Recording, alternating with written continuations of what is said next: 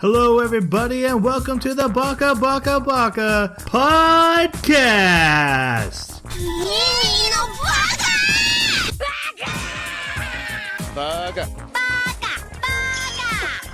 Baka. It's amazing how every time you open your mouth, you prove you're an idiot. Hello, everybody, and welcome to Baka. We are an anime podcast that every 2 weeks we watch an anime and come together to talk about it on this podcast. We review it, we discuss theories, we kind of think of ourselves as a book club, and we are doing the second part of the 7 Deadly Sins, episodes 13 through 24. And there's a little bit of extra bonus afterwards of the OVA if you had seen that. Stick around after we say goodbye. But to discuss this, let me introduce my co-host. First off, we have the Kevin Spacey to my wrath from the movie 7. Jeremy, how are you? I thought it was Envy. Oh, it is Envy. You know, I never would have known that. Meliodas is wrath. We are having a rough podcast. Stick with us. This is going to get better because it can't get much worse. Jeremy, what have you been doing? Well, as you would probably know, I watched Game of Thrones season 7 recently, and I have to say it was absolutely shocking how horrible it was. It was painful, and it was so much of just a fantasy show. I'm so sad. You know, it's funny because Troy has been toting for quite some time now that it's like they hooked all these people that were not into nerdy stuff into this show of political intrigue, and they're like, bam, knights and dragons and magic. Yep. Take that. Literally, hey, you guys want some political intrigue? Bam, ice zombies! You didn't see it coming. Yep. I mean, I like what they did as far as taking. There's a point where they take a bunch of the main characters, they put them all together, and they send them up to the north. But just the way, exactly. Avengers. Game of Thrones Avengers. But just like the Avengers, it's just as weak, essentially, in the sense that, you know, Game of Thrones is known for having such heavy hitting character losses that when you see a group of people and they're going into a dangerous situation, you know some of them aren't coming back. But if you watch Avengers, you know that, well, they're pretty much all going to make it back, except for this most recent movie, which I'm sure will eventually get fixed and everybody will still make it back. And so having Game of Thrones in season 7 kind of shift into that mode of like, we're not really going to take this quite as seriously. Instead, it's going to be more of like a fan servicey, look, what would these guys say together? And then what would these guys say when they're together? And we're going to have them take a line 2 by 2 and have conversations because of fan service. And it's sad. Okay, we need to introduce our other co-host. He is the Bob Mack to my gluttony. That is the actor who played the victim of gluttony in the movie 7. I'm especially proud of that one. Jason, sorry for the insults. How are you? I like how you have to remind everyone who these people are and where they're from. I had to Google it, but the joke is so solid, it's worth. Right, but it's so old. Anyways. How many other times do the 7 Deadly Sins show up in media? I'm not sure, but what's in the box? What's in the What's in the box? You can't mention 7 and not do that. Right. Good old Brad Pitt. What you been up to? I have been enamored with Warframe.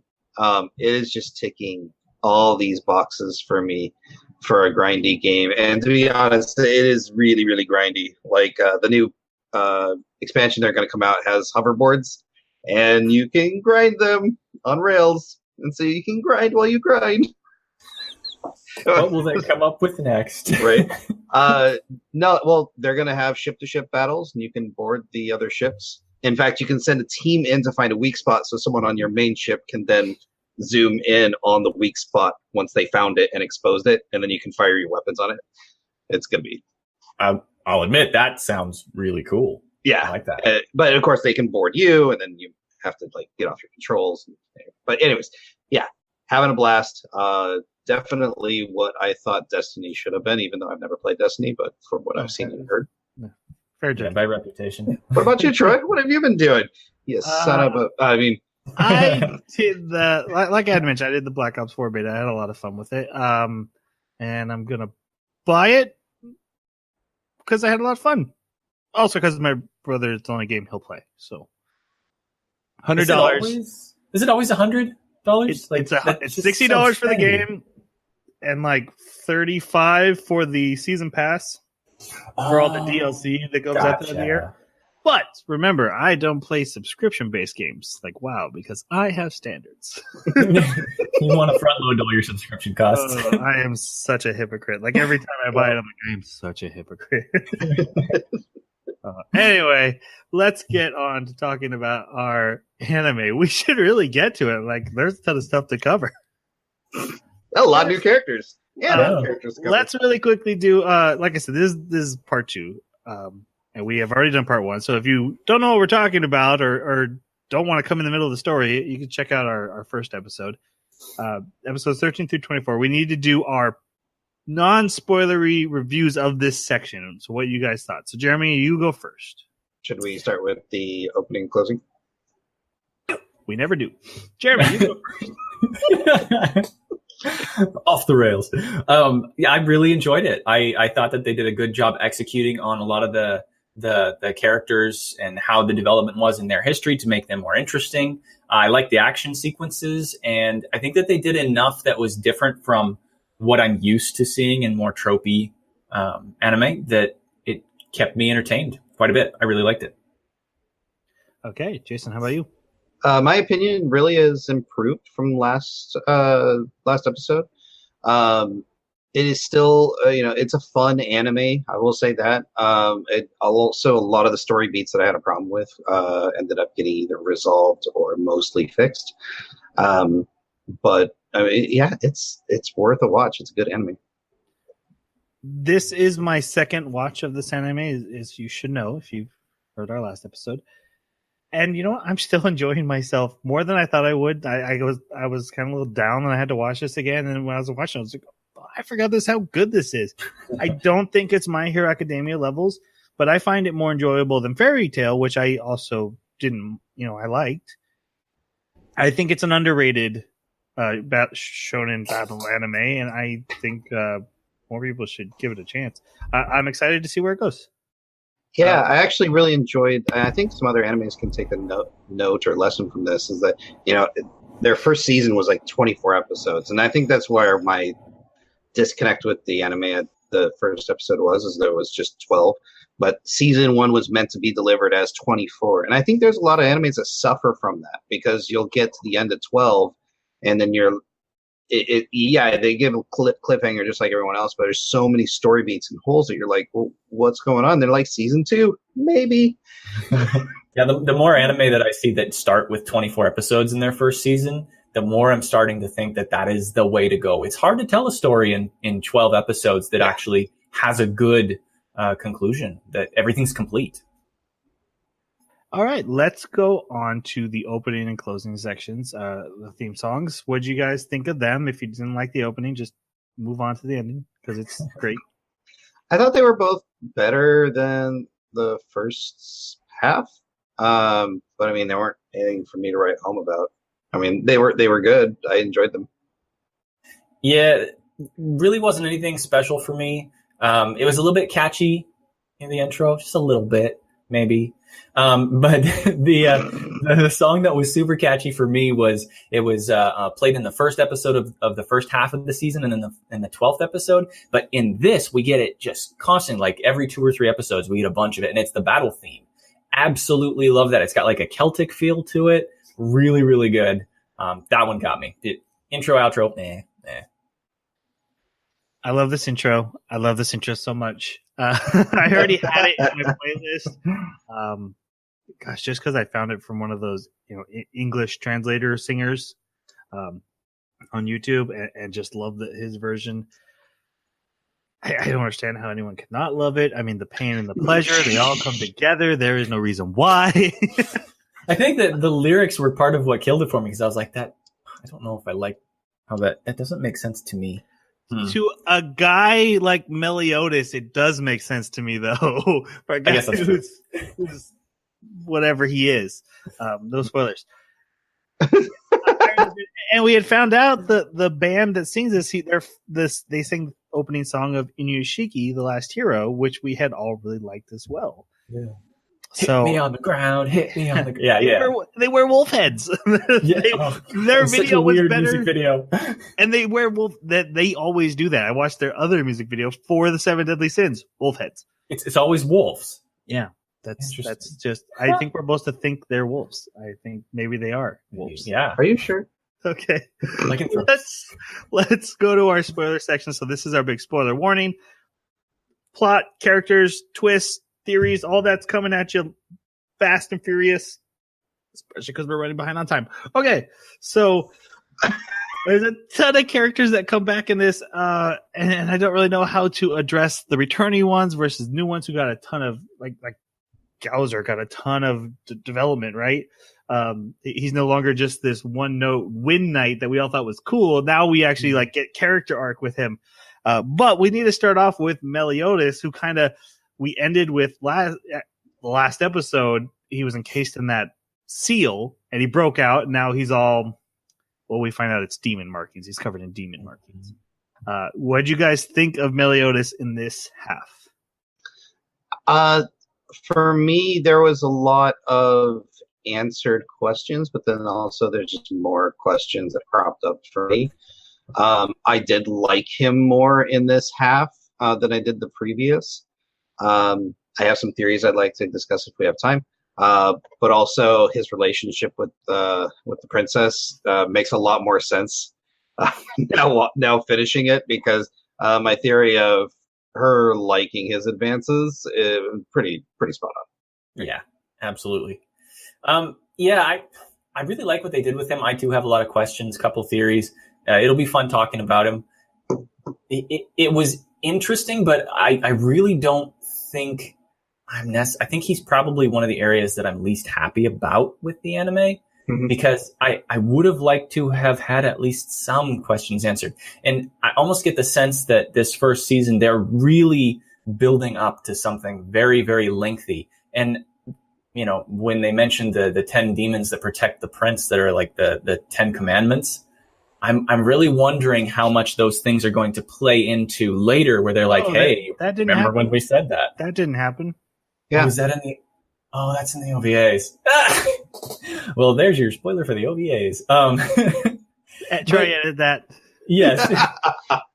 So I'm really wondering what's going to happen with him and where he comes from, because I don't have any clear idea of what he is, where he's from. I mean, I know that there's a mix of demon in him. That's clear. Even we knew that from the first half of the first season. You don't think he was he's caught pure in the demon? goddess Amber.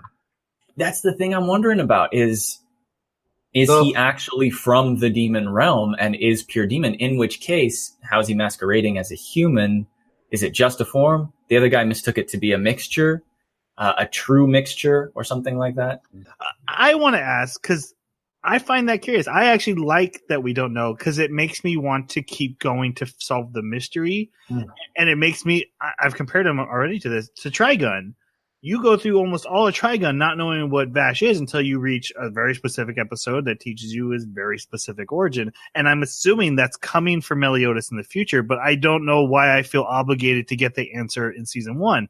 Just like I don't expect to know why Ain Zao Ghul came to this world in season 1 of Overlord. It's fine that they're pulling that mystery out to keep me coming back, as long as there is going to be an answer. Now, if we got to the end of the series and they never answered it, I would be furious too.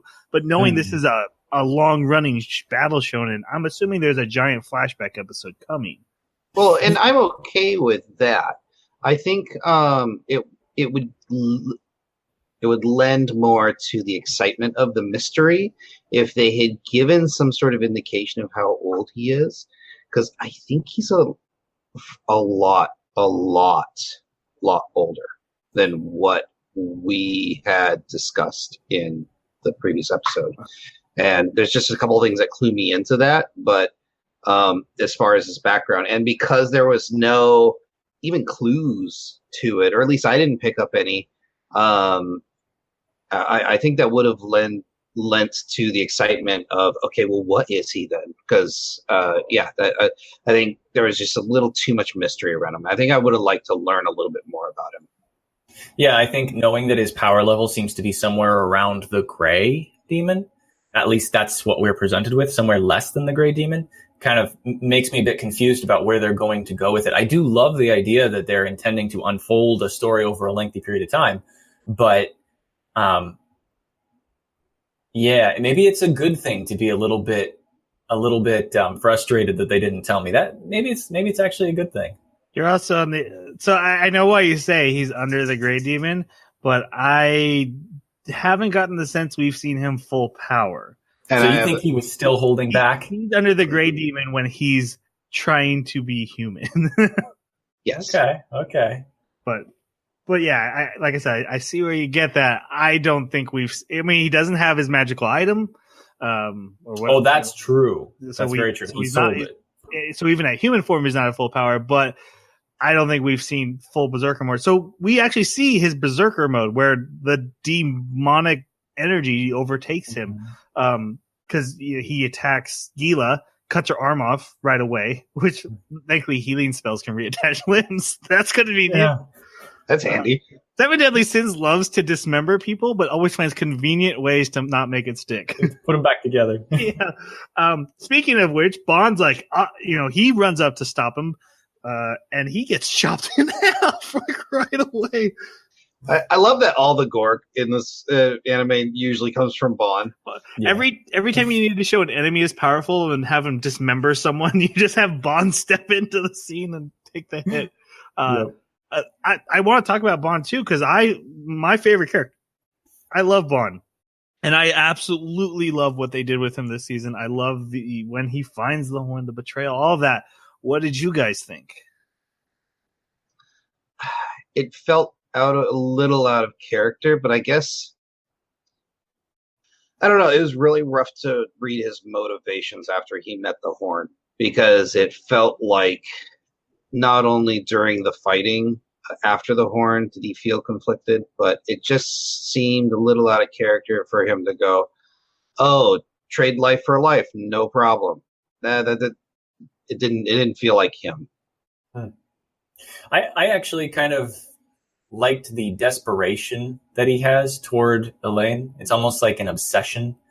And so I kind of just justified his behavior towards Meliodas with that in mind. And I really liked some of the interactions that he had with Meliodas, where you have this facade of Ban, especially in the way that he deals with his friends, where nobody is his friend to him. Like he's bad-mouthing everybody, Hawk, it doesn't matter. But when it really comes down to it and he has to think about it and he has to make this decision of whether he's going to kill Meliodas, right? He winds up allowing himself to be talked out of it. And I thought that was very well written interactions between him and Meliodas leading up to that. I love that he calls Hawk captain. That he's Hawk's the master. Master, yeah. Yeah, master. Hawk is still kind of meh for me, but Bond's interactions with him are always fantastic. For me, Bond is a man sentenced to a life he doesn't want to live anymore. Like he's stuck here, and the one thing he wants is gone. And so yes, he is obsessed with, even if it means he would gladly give his life for her. That's the ideal he wants. Bring her back, let me go. But he had even mentioned before, the whole reason he came to the city was to find that horn. He's not really interested so much in saving the day. He'll do it, but he came here for this horn. So when the horn tells him something horrible, he does it. Like he goes in. And so I bought it hook, line, and sinker. But that was me.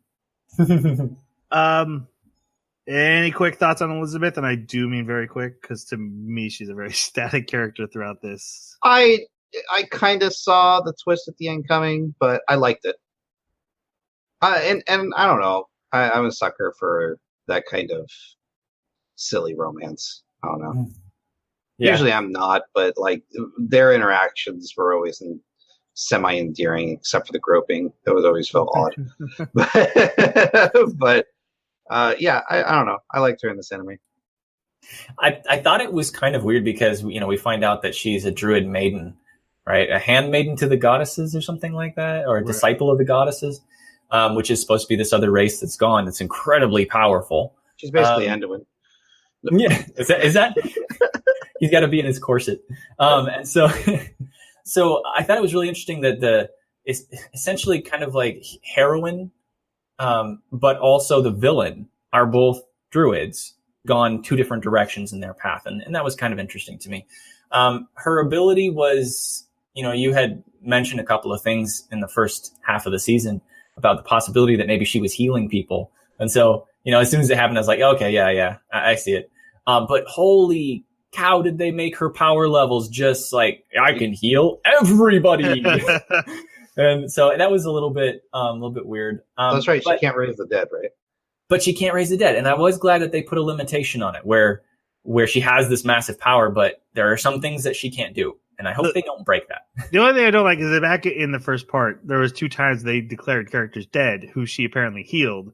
And they're like, oh, but they weren't quite all the way dead. They were just mostly dead. I actually almost had this sense as I was watching her sister still be alive. I was like, did they change the script here? Because I don't know. I had such a strong impression that she was dead and that's the direction that they wanted us to go. Not just as a gotcha, she's still alive, but as this is the hard-hitting impact. And I do think that a bit of her almost resurrection ability kind of took away from some of the potential heavy-hitting losses that left their mark, especially her sister, for me. A treat for you YouTube watchers. Troy's face just now was amazing. But anyways. I try to get on camera for the sneeze.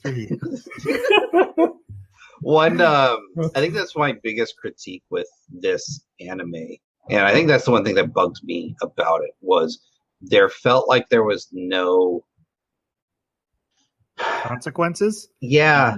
Yeah. Nobody dies. I was about to say, who dies? Dale? 3 random knights? Right? Nobody dies in this anime, and it's everyone taking fatal damage luckily has the ability to survive fatal damage. Right. Or someone else heals them from fatal damage. And I'm okay with them pulling out stuff like that, but when it's just episode after episode, it just feels like there's no real danger to the story. So when the biggest, baddest of the baddie comes out, and then I can just count on something or some magic its way to healing, I'm just okay. He's not so scary anymore. I said it last time. It's cotton candy anime. I completely agree. It's like sending a group of adventurers up north of the wall. I like that episode. Cotton candy Game of Thrones. Oh, you children with summer, you'll never know. So a character we're going to talk about later, Helbram, actually battles Meliodas in his demon form, and he ends up winning thanks to a power boost he gets. And Diane shows up with her hammer. If you remember from last time, she had been small. They had been fighting a fighting tournament to get her hammer, and she had fallen into a chasm. And then Pig Mom threw her clothes down into the chasm. She comes up, grabs her hammer, and there's a great scene of Bond grabbing everybody and just sprinting away. And like, what are you doing? And because he saw Diane with the hammer, and he's like, we gotta go. She saw Meliodas got hurt. She has her power back. Everyone's gonna die. And so she does her big ultimate meteor attack thing and wins. Meliodas snaps out of it. But what I thought was interesting is the thing that was so important to him. The whole first half is like, don't touch my sword handle. Gone. They took it from him. And he's just like, meh, we'll figure it out. We'll go get it. It's not a big deal. My favorite thing about it was we find out it's not a sword. Yeah. I think cool. That was a neat twist. No, he tore it off like it was glued on. Yeah, I think it's totally fake as a sword handle. I totally think he glued a broken sword blade on it so he could put it in a scabbard so he could keep it with him. Yep. No, that was never a sword. Down with that? Yeah, never a sword. Okay. But it was weird. It was like this was so important that it would practically revive him in some scenes. And then now all of a sudden he's like, we'll take care of it. Although, he does lie a lot. So maybe he is boiling under the surface. I don't know. I think there's a reason he's wrath. I don't know what happened in the city that was destroyed by his wrath sin. I'm looking forward to that backstory to find out just how wrathful he really is. Yeah.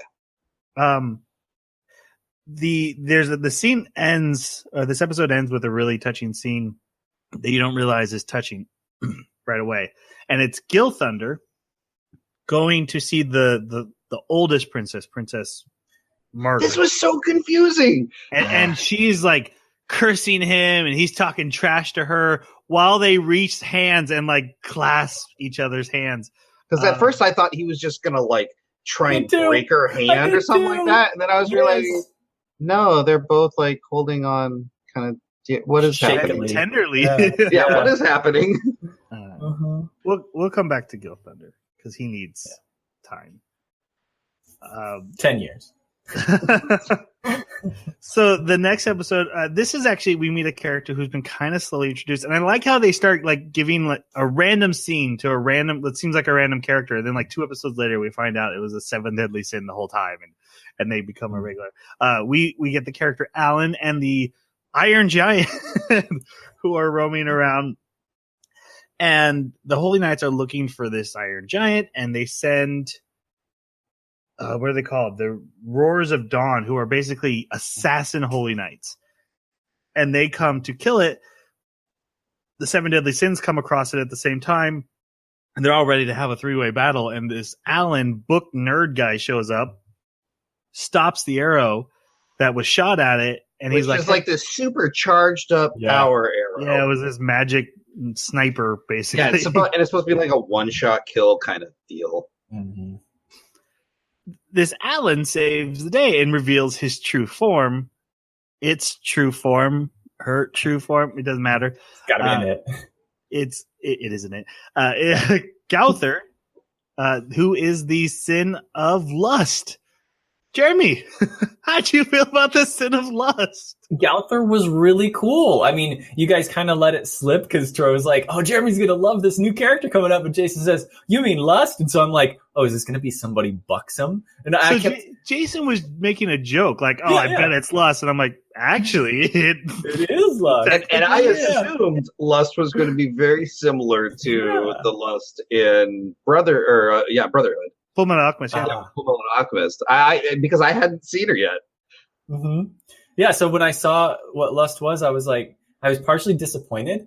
And yet at the same time, I was like, but I can totally see why they thought I'd like him. And I do. I think that it's a very interesting character. It fits into my wheelhouse just right. He's only there because of the knowledge that he can glean from his associates. And he's trying to figure out what it means, I think, to have emotion, be human, make the decisions people make. He's just trying to gather as much information as possible. And it's really cool. He's interesting to watch, but he would be so boring. I found him so boring at times, which is surprising because that's not normally the case for those characters for me. That's interesting. I think one thing I really liked about Gauther is how unpredictable it could be. So, for instance, after he catches the arrow, they're like, okay, we're going to have to battle to see who gets to kill this thing. And he's just like, oh, you just want its head? And just immediately not only takes its head, but Gauther doesn't have a weapon. So this actually scared me a little bit how powerful Gauther is. Because Gauther just goes whomp, like that above its head, and then here comes the head of this enormous beast. Didn't they say Gauther's potentially the most powerful of the 7 deadly sins? Didn't someone say that? I don't remember, but that would make sense. Gauther scares me. Oh, yeah, absolutely. Honestly, because I agree there's a little bit of unpredictability because you don't know where its logic is going to go. Mm-hmm. If it's murdering a child is logical, I can't promise it wouldn't do that. Oh, absolutely. It does seem interested in being good, but there's a few scenes that make me question that, and very interesting. The power that he has is very interesting. I like it. They refer to Gowther as he, so I'm going to refer to him as he. Yeah, but it's definitely in it. It's not physical damage like every other sin. It's mental damage. Like he gets into your head. So I like it, but he's nowhere near one of my favorite sins. His scene where he's messing with everyone's mind, like mind reading everybody and revealing their secrets, and they're like, "Whoa, you need to knock that off." That was funny. I like that. I absolutely loved how he coordinated the combat in the last sequence. That is really cool, right. Ingenious. And I need to relay a message. Blam! Everyone's got it. Yep. That was so cool. So yeah, like Jason said, he gives the head of this Iron Giant, which the reason everyone thought Gowther was the Iron Giant is because that's his armor, and he put it around a monster he found, because the armor is supposed to reduce magical contain magic. Yeah. Merlin gave it to him. Yeah, because I'm not sure why Merlin gave it to him. Besides, Merlin was scared of Gowther. I honestly don't know if I know this for a spoiler or if it's just a theory in my head. I can't remember. My impression is Gowther and Merlin are way more connected. That interesting. That Merlin is responsible for Gowther. I think he's a golem. That's just what I mean, they introduced the concept of golems when they showed us the backstory of Diana. Right. And I was like, I wonder if Gowther is a really, really advanced, well-made golem. Right, because you gotta say, what's a robot version in a fantasy world? Exactly. Yeah. And you think Merlin created Gowther? Would it surprise you? That's a good theory. I like that. And this is actually from the movie. There's an end credit scene where Merlin and Gowther are together, and also Merlin seems to defend Gowther whenever, like, Merlin gets Gowther more than any of the other sins from every scene I saw from Merlin. I can agree with that. So I just feel like Merlin is responsible for Gowther in some way. I don't know how, and I'm guessing, but because I really liked Gowther's interaction with the Iron Giant before this scene, and I think one of the interesting moments was how Gowther was goading over this Iron Giant, like, look, you get to learn things from me, I get to learn things from you, and the thing's just like speaking very incomprehensible things. And the whole logic and just kind of always evaluating the world without emotion is it's a little scary. So after they get the Holy Knights away with the head, Gowther starts getting ready for battle and tells the other 7 innocents, okay, we got to fight now. And they're like, wait, you just killed it. He's like, no, I did not kill it. That's like basically an arm shaped like a head, right? What I just gave them. So they had to battle this monster, which turns out to be a demon with a human growing out of its chest. And this is due to the experiments Hendrickson, who's actually our main villain of this story, has been doing, infusing people with demon blood, and has created this demon thing. This is Gila's dad. Which is messed up. Yeah, real messed up. Because we also get that scene of Gila going home and being with her brother, and they talk about her dad. One thing, I agree that the big problem with Seven Deadly Sins is like there's no long-lasting repercussions. You can even be an evil monster, and then you get to be a good guy again by the end if you want. But one thing it does good is no villain, except for maybe the main villain, is like a one-note villain. Yes. Gila has a family. Jericho has a family, and a reason why they became villainous in the first place. It felt weird to have this like short redemption arc for her after she murders these bullies that went after her little brother. Yes. It's like, what? She's by demon blood. It's not her fault. And I mean, they were talking about burning her house down, which presumably they were planning on getting the kid caught in there so he would die with it. I'm not sure it's a duty of the Holy Knights to just murder him, though. Maybe imprisonment, but... Yeah. I don't know. These Holy Knights are pretty rough. Yeah, I have some issue with the whole, look, the headmasters were bad, so the rest of us get a pass. The Maracha guy literally was willing to kill a civilian, and they're like, you know what, he could stay on the good guy's side. He's fine. Yes. He needs a talking to, at least. Hey, was he part of the new generation? Mm, I never saw him sticking out of the demon's chest at the later point. No, I don't think. Yeah, I don't think so. So that means he's a holy knight. That's just as bad as them. Yeah, but remember the very first the apprentice holy knight. He tried to join the new generation, Twiggle or whatever. He was. The holy knights have just become a-holes. Yeah, they just have. So even though there's two factions, they're really both a-hole factions. That brings up another thing I want to bring up. The narrator at the beginning. In the first half, he's like, the 7 deadly sins, they were so awful and they did horrible things. And now in this one, he's like, okay, that was wrong. The 7 deadly sins were good guys. The holy knights are just horrible people. You lied to me, narrator. You lied straight to my face. Yep. But anyway, they fight this monster and they argue over how to deal with it because there is a human being inside of it. Bonds, of course, is like, yo, let's just kill the thing, you know. I'm Bond. I don't feel feelings. Let me perform surgery. Nunchuck surgery. At the same time, Elizabeth received Meliodas' sword from his old girlfriend Liz. That's not who she receives it from, but that's who made the sword. Liz looks almost identical to Elizabeth, but pink short hair instead of white hair. I have no idea why that is. It's too much of a coincidence to just be a coincidence, right? She's a magic clone. I don't know. Well, I have first thought, oh, well, Elizabeth is adopted. Is this her kid? And then I was thinking, well, it can't be a kid with Meliodas unless that would be that's not right. Really bad. Even if they are related, it still makes it weird. Anyway, they do kill poor Demon Dale when he gets the sword from Elizabeth. The reason he never carried a sword is because he knew he would kill if he ever used it. So he always refused to carry a sword. Meliodas, yeah.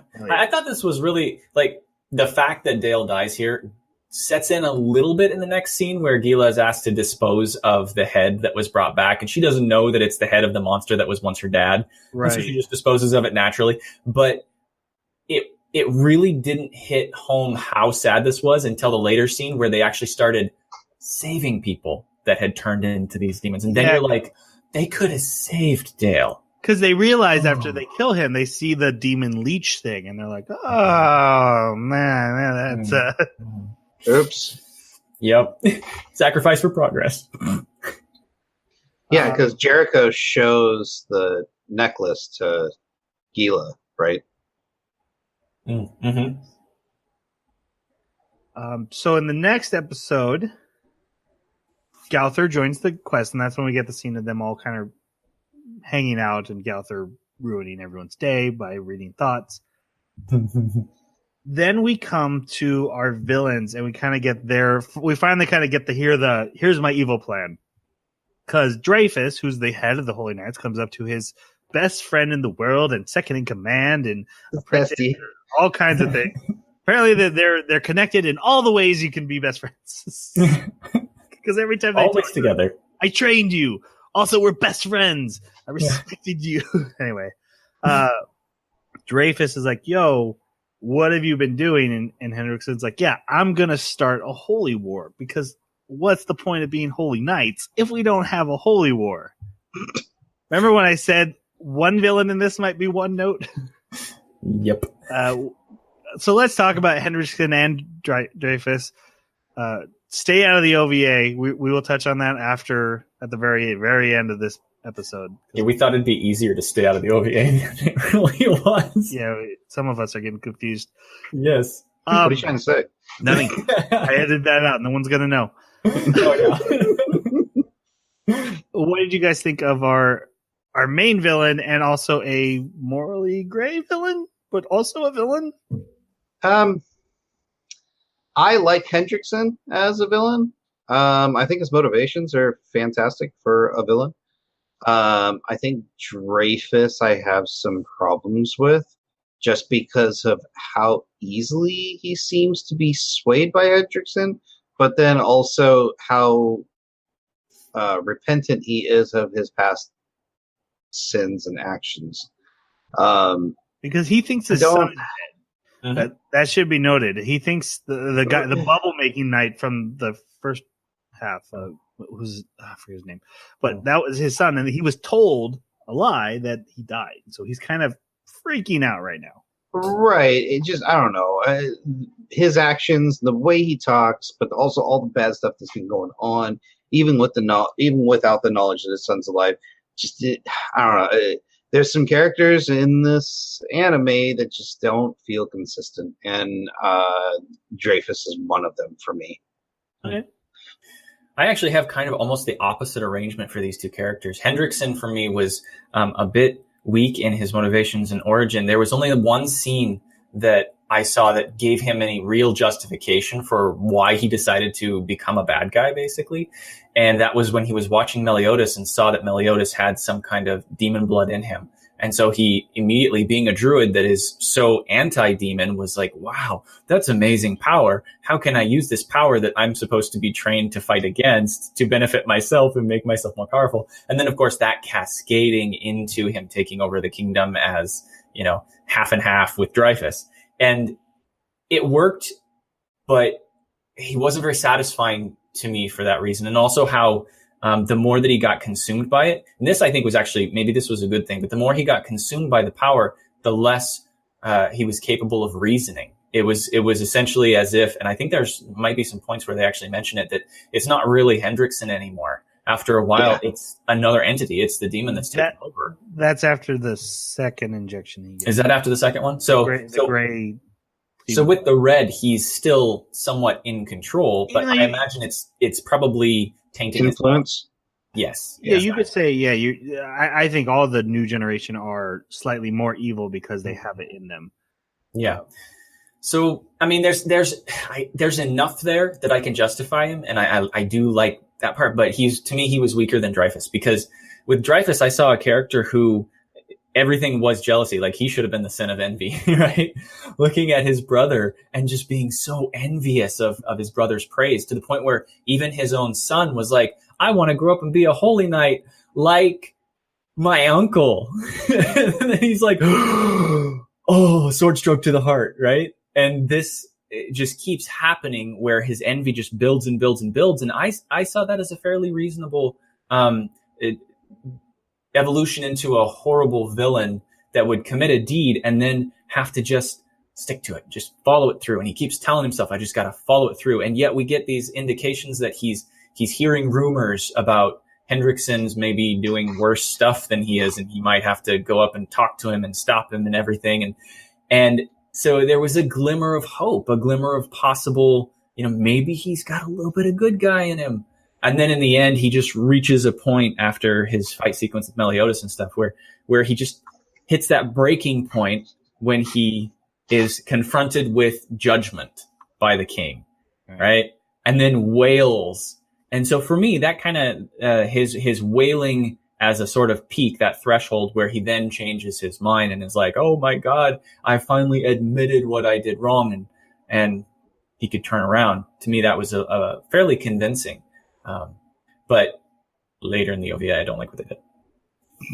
Yeah, we'll get to that later. I really find Hendrickson one note, and they tried to not make him one note. He's not supposed to be, because like Elizabeth's like, you were such a friendly guy, and they'll show a flashback of him just like standing there smiling, and I'm like, that doesn't prove to me that a good man got corrupted and turned evil. You presented a very evil character, but you're telling me he's conflicted and he's morally gray, and like he's trying to do the Avengers, Thanos. Like, I buy that guy believes he's doing the right thing for the right reasons. Didn't feel that way with Hendrickson at all. Them just trying to just say it out loud wasn't enough for me. I didn't like him. Dreyfus, I kind of agree with Jeremy, and I liked where it went. But there is a lot of inconsistency with it. If you were just jealous, why did you let the Holy Knights become super D-bags across the kingdom? Yeah. Right, and That's a why good did point. you capture your king? And why are you going along with this plan to capture the king? And then you're acting like, but I'm actually honorable. Like I did this one bad thing, but I'm totally honorable. But I haven't been honorable for like 30 years. Yeah. Whatever. They talk, like I said, they talk about the plan. Then it's a mage. I don't know if she's a holy knight too. It's Vivian. We don't find that out till later, but Vivian captures Elizabeth and teleports back to the city. The I castle. really like Vivian. Vivian was great. Vivian was funny. You guys want to talk about her? Not too much because it was an interesting, short little thing, but it wasn't incredibly lengthy or incredibly important. I think I loved her obsession with Go Thunder is what I think was best about her. I love that they built her up as like this OP character running around in the back of the battlefield, and then she just runs into this other character who's like, no. Just put down. I was like, oh, I guess that wasn't the threat I thought it was. And I kind of enjoyed that twist because this whole time they're like, oh, this mage is running around and messing with all these battles, and then just runs into another mage who's like, yeah, I'm the one who taught you. You're done. Yeah, that was pretty great.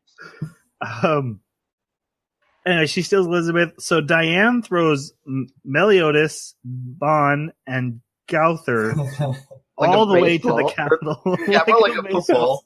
That was awesome.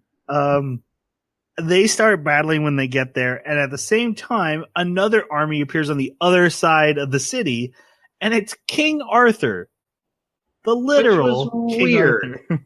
This was a weird turn of events. I mean, I'm not sure why.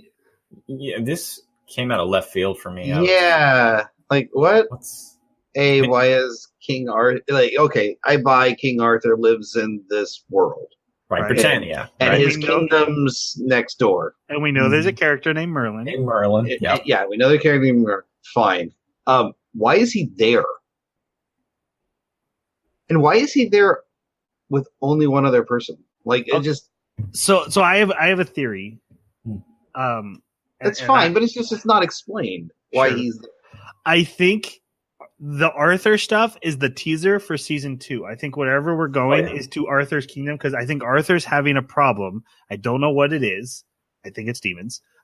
And he needs help. And so he's what a coincidence. He's looking for help. And he also happens to have this person who can help the king of this kingdom. He's like, hey, I'm going to help this king. He's going to help me in return. Instead, he finds the 7 deadly sins. He's like, hey, can you help me? And they're like, yeah, sure. Someday. Yeah. I did like how they were like, oh, how'd you save the king? Oh, that little trick I learned from the demon world. Yes. What? Yeah. So Hendrickson goes to deal with Arthur, and he sends Dreyfus to deal with the 7 deadly sins. Arthur's army is fake. Like Jason had pointed out, he's only there with his rogue companion. It's Merlin, a rogue companion. No one knows. I don't really have any thoughts on Arthur. We don't really know him yet. And like I said, I just think he's teaser at this point. He's just set up. Do you think he really got beat by Hendrickson, or do you think he was just holding back? Yes, I do. I don't think he's as strong as the 7 deadly sins, right? Okay, because they were toting him up as this enormous magical energy. But I think it was just the combo of him and Merlin in the same spot. Mm-hmm. Like everybody stops fighting. I mean, Meliodas stops fighting. It's like, whoa. I think he's strong, but it seemed pretty obvious he lost that fight. I mean, he definitely held his own for a while. Yeah. So, I mean, he's not weak. But... Maybe he doesn't have Excalibur yet. So Hendrickson brings him in to assassinate him, and then they start having a fight. King, not the king, our character King. When it's not time to talk about King yet. His history, yeah. There's a moment. There's an episode to talk about King. It's not now. It's so good. But he turns out he has a dog. There were so many things that happened in this season where I'm like, did the writers just change their mind about this stuff? Because there was He forgot he had a dog. Yeah. He has a dog that if it eats you, it teleports you. So they try to put Diane inside. That was hysterical. Very funny fan servicey scene. Yes. Yeah, and also the antics were just spot on. This is really great stuff. Because she teleports like half of her body into the. She's in the basement of the prison? research building in the kingdom. Yeah. Which is where they didn't know they needed to be. Right, But which here is just where a bunch of Dreyfus and a bunch of guys just showed up. Gil Thunder's there. Yep. She basically has fights with them and ends up losing to Dreyfus. It's only her torso for a good portion of the fight. So, yeah. But she takes some pretty serious battle damage here, like gaping holes. Yeah. This is where I thought they were really selling the anime. I was like, are we going to lose one of the sins? Oh, man. That's anime. Everyone lives. But I think Dale. I actually have. So this is one of the scenes that helps sell the issues I had with the first half. Is multiple knights see the good deeds of this perceived enemy, and they're like, she's not an enemy, boss. And boss is like, yeah, but we still have to kill her. So they turn on him, and I liked that. I was really looking forward to the infighting between the Holy Knights when we finally got it. Right. So Diane ends up saving Gila's brother from destruction caused by Helbram. And that's where first Hauser's like, look, she's clearly a good guy. I'm switching sides. And then Gila's like, you know what? She saved my brother. I'm in. And they turn on Dreyfus, and Dreyfus is like, we'll kill you. We're stronger than you. They're like, we know we're gonna lose. We're doing the right thing. Yep. Thoughts? 3-hit combo here, guys. Diane, Hauser, and Gila. Did we already do Gila? I already done Gila. What do you guys think of them? I like Hauser. I liked him from the first half. Yep. And I loved his just infatuation with Diane. It's. But I will not ship it. Great. Nah. You're reserving her for King? They belong together. It's a done deal with King. Like, Hauser, go. Yeah. No, man. I'm sorry. Yeah, Hauser, find someone else. But lots of them in the kingdom. And I don't know. I've got mixed feelings on Gila because, like I said, she's done some pretty bad stuff, but it's all in the defense of her husband, brother. And so it was weird I guess between her and Jericho. Jericho, yeah. If I was gonna see someone turn, it would definitely be Gila. Jericho seems a bit hard-headed, especially with the demon blood. So. And what about Diane? Any thoughts on her this half? Not much from the first half. She didn't really have much change as far as character development. She's a little more self-sacrificing this time, like more eager to jump in, but a little less punchy for no good reason. Right. But yeah, not punchy. How about you, Jeremy? I really like how there's a difference when you look at each of the characters that flip sides. Each one of them is very unique in their own way. I like how Hauser is basically just this naive guy that doesn't realize he's on the wrong side. And as soon as he realizes it and he starts to get the clues, he makes the change. He's a genuine good guy stuck on the bad guy's side. Give him enough clues, he'll switch. Gila is battling with demon blood. Like, she is infected with evil the same as Hendrickson. And yet there is something that helps her overcome it, and that is her love for her brother, right? Staying the good guy, becoming the good guy, even though she was wholeheartedly being the bad guy. Can we pause here for a second and just appreciate that Jeremy just praised a scene where feelings were the winner. Oh, it also has to it will never happen again. Never again. There's more to it than just the brother, though, because it's also she had found out that her dad was the monster she had to destroy the head of. Yes, Jericho had spied and told family. her. So she's really like, wait, my boss made me kill my dad, and now they're willing to kill my little brother. Okay, I'm done with this BS. Yeah. Whereas if it wasn't her family, I don't think she would have cared. Probably not. Yeah. And so having that made her unique and interesting to me because she's battling the demon blood and protecting her family. The only things this combo was able to counter itself, right? And then with some of the other characters, they have their own uniquenesses. I'll hit them later. But as far as Diana, yeah, I mean, we'll hit some stuff in the backstory, I guess, because she has her kawaii moments, right? When we get to see her as a little kid. But as far as her behavior here, yeah, I'm completely in the same boat. I don't see anything spectacular. I agree with you guys on the other two, but for Diane, I had said she's like, I like her, but she's not my favorite. I actually appreciated her a little bit more because I realized something about her I hadn't realized the last time I watched this, or even in the first half last time. She's just a teenager. Yes. And it makes her actions and the way she behaves, like, it instantly made it more understandable. She's not a bratty woman.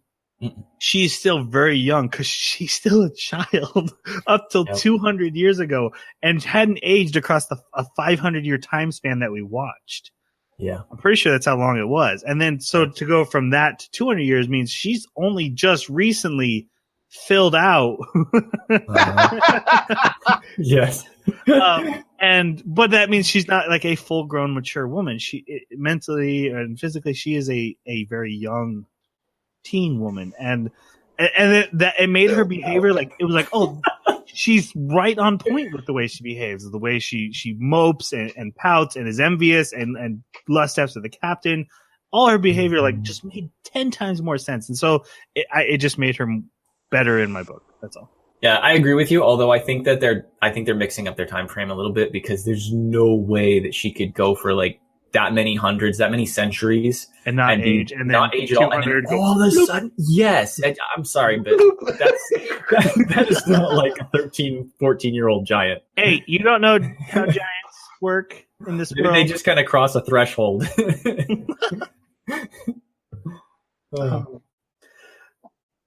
So yeah, these two holy knights tried to take on Gil Thunder, Dreyfus, and Helbram, who are like the three strongest of the strong, right? Like they're like, oh man.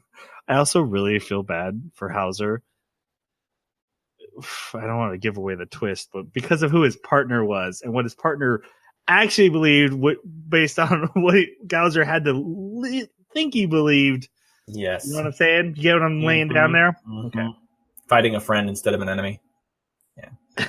Well, even just all the years of, we're being dicks. Yeah. You're choosing this. I'm. Yeah. Hawk shows up with Elizabeth, and they find Elizabeth's sister in the jail cell, and then Vivian shows up, who apparently hates pigs, and sends Hawk away after Hawk does an attack. Hawk attack.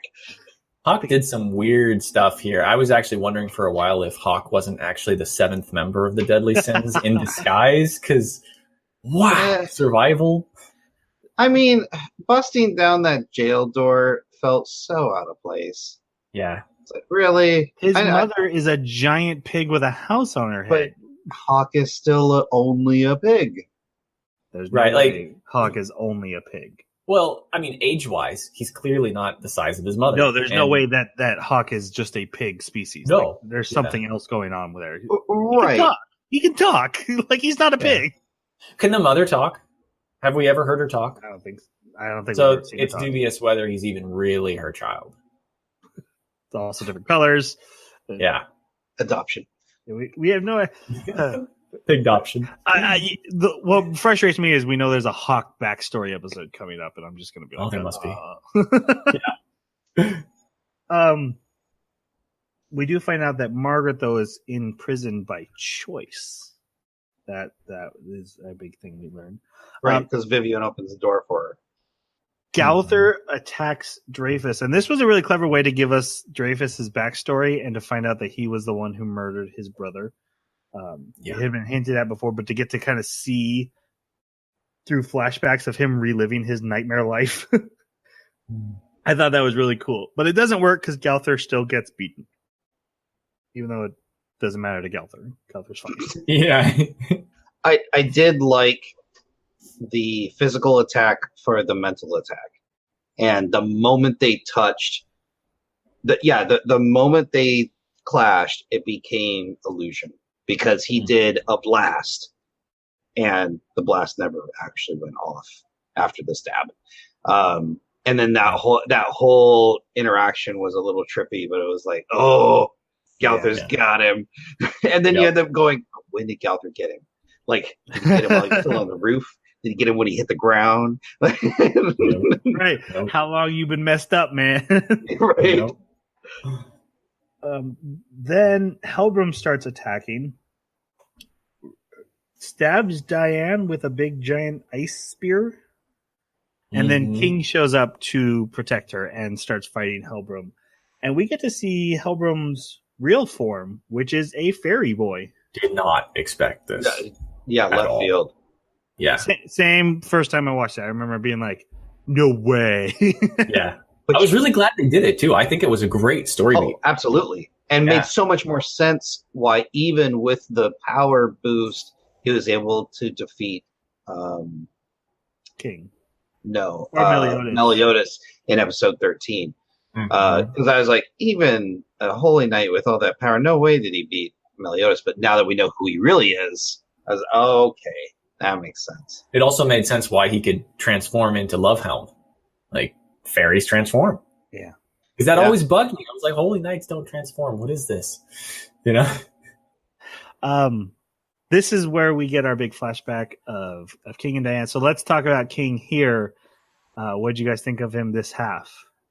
I think I liked this like filled out everything that we needed to know about him and why he was shirking his duties and kingly duties, and why he didn't come back to save Elaine.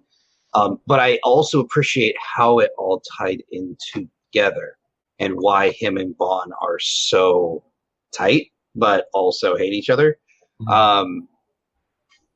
But the amnesia felt a little cheap, but I did like the story as a whole. Yeah, I think that for me, the amnesia felt a little bit cheap until we learn another little fact about Helbram. As soon as we learn that he was already dead once, like the way that plays out, and you'll explain it better, Troy, when we get there. Yeah.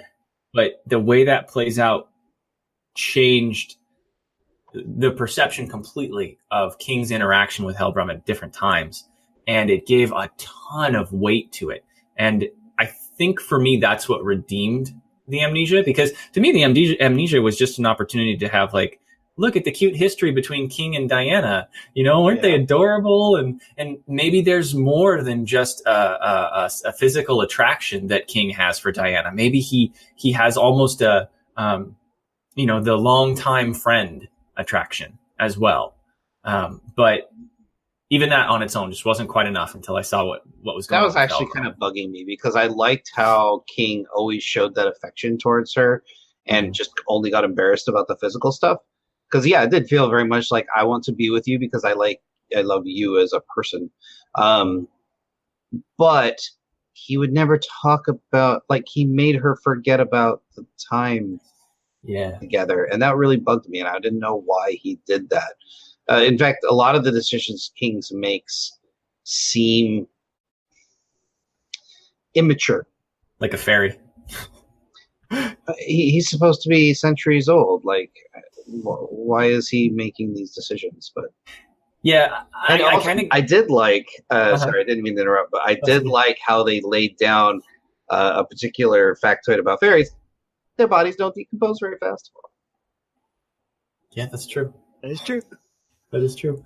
I always left it off as I give it a pass as like fairies are generally known for being childlike as long as possible. And a lot of what happens with childlike characters is that they don't have a sense of gravity and consequence for their decisions. And so I imagine when he looked at Diane and thought, I don't think I'm going to actually return, even though I'm telling her I'm going to promise I'm going to return.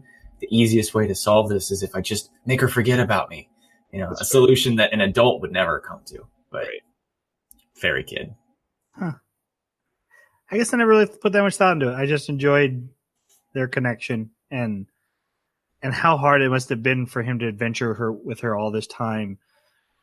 Where, I mean, they were almost at a point where they were married. They were a married couple, yeah. And then having to just be her friend, and then watch her fall in love with, your boss, and just that aspect of it always just really got to me in this flashback. I will say one thing this anime does really well is it's got so many different story threads, but they all tie together in a very satisfying way for a lighthearted anime. Mm-hmm. And actually, they do excel at that. Yeah, it's one of the biggest tropes in the world, right? There's a big battle going on. Let's stop an episode and have a flashback. But when I enjoy the flashback this much, I have a hard time complaining about it. It really is so good. And it's one of the best things about this anime is that we're not starting with a young boy who's entering this world for the first time and learning with us. All these characters have tons of history. There's been years of adventuring, and they're already hit their peak power levels at one point. And now we just have to kind of put together the pieces to figure out what that old picture was to understand where we're going. In some ways, Elizabeth almost seems like the person filling the role of the young kid that's just entering the world. Mm-hmm. Yes, she is definitely the audience. Yeah. Okay, so for the flashback, it starts with King leaving the fairies to go find his friend in a human village, and a knight attacks him. Now, I thought at first that was Helbram, but it's not. That was actually a holy knight that had that appearance. That'll matter in a minute. He awakens with amnesia, because you do in anime. And we need a solution. Ends up spending 500 years with this little giant girl named Diane, and they at one point she asked about marriage, and they declare their love for each other and stuff. It's a big deal because we don't know how Diane got alone, where the other giants are. It's interesting, in one of the intros you can see a giant jumping across the screen, so there were other giants, but Diane is very much alone. It's kind of her big thing. It's kind of always her big thing. She's always alone, and she's been alone for so long. She had to make Golem friends. Yes, I thought I remembered in the first half of the season her leaving the Giants when she talked about how she left the Giants, and I really thought she was older when it showed us the flashback of her walking away from the Giants. So that confused me. I never went back and checked, but I just have this memory. Oh, it's possible, but that gap between when King went back and when she comes to the Seven Deadly Sins, that she met up with a giant tribe of some kind. That's possible. I thought it was interesting that whenever they meet humans, King's like, yeah, it's been 3 weeks. He's like, that was 30 years ago. Yeah. They spend 500 years together, and to them it's a few weeks, months, whatever.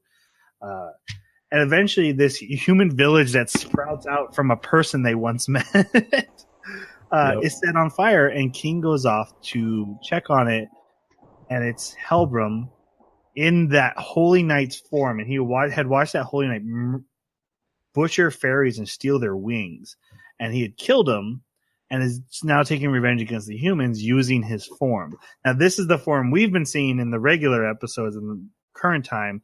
That's, he's been this old man holy knight. He's actually this very young looking fairy, and King kills him. You think, oh, he wounded him, and obviously he's mostly dead.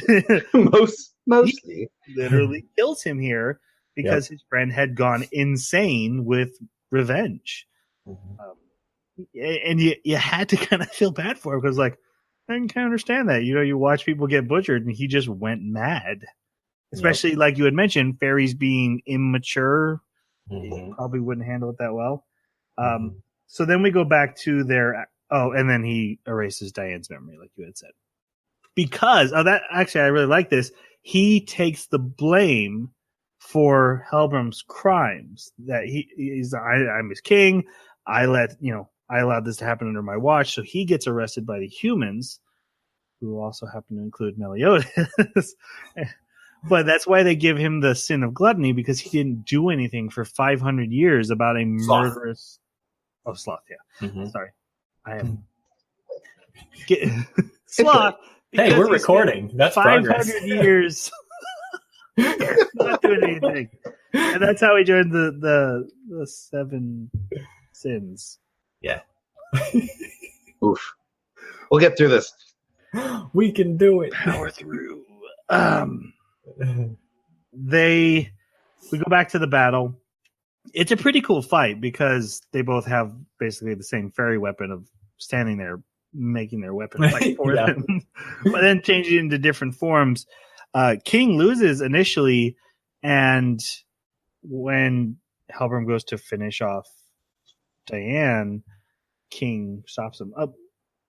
What do you guys think of Helbram as a villain? Real quick, did we already cover that? We've been touching on it, but did you? I thought it, like you guys had said, it was a great twist that they knew each other, they were best friends, and also the second twist that comes later. I think learning that King killed him, and now here he is standing. I like immediately go, "Oh, this is bad." Yeah.